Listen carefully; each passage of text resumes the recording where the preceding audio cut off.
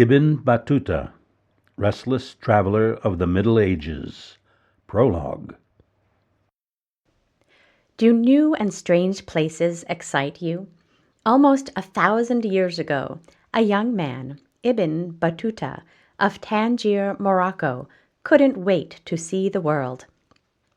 It was not easy to travel in those days, but he traveled throughout the Muslim world from one end to the other, and as it turned out, he was in no hurry to get home.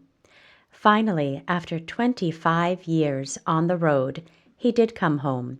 Would he stay or go off for one more adventure? Vocabulary. Listen to and say these words. Bandit.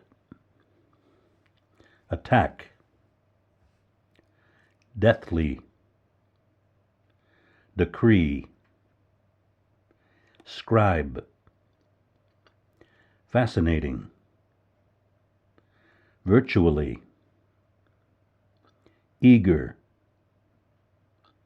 Caravan. Urge. Exceed.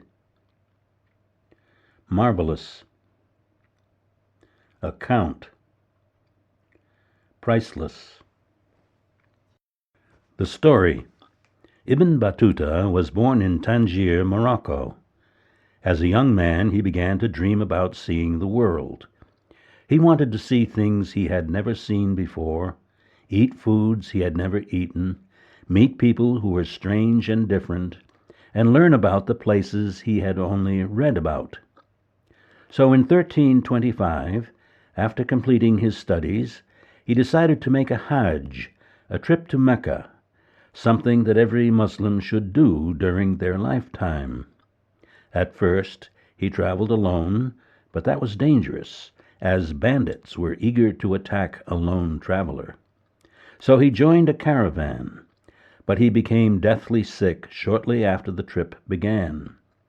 The other travelers urged him to return home, but he said, "If Allah decrees my death, then I would rather die on the road to Mecca, if Allah wills it, than return."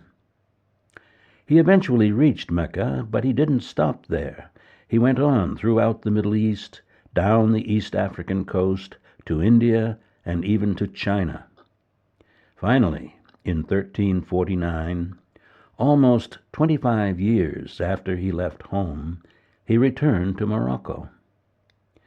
He had traveled over 75,000 miles, exceeding the travels of Marco Polo.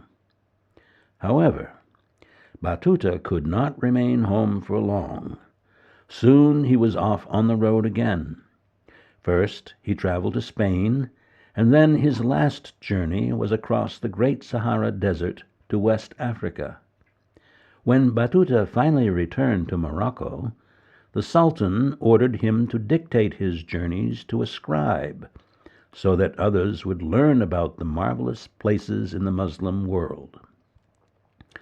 However, his fascinating account of this 14th century world was virtually unknown in the West for almost 500 years.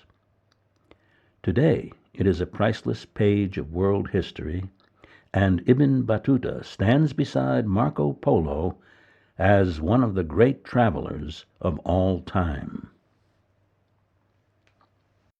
Dictation. 1.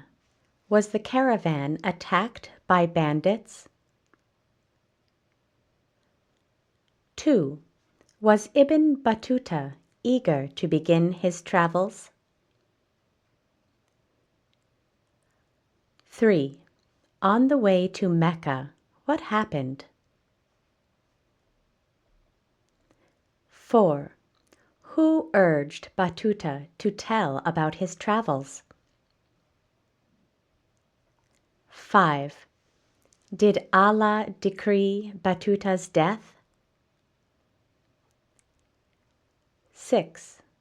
Whose travels did Battuta exceed? 7.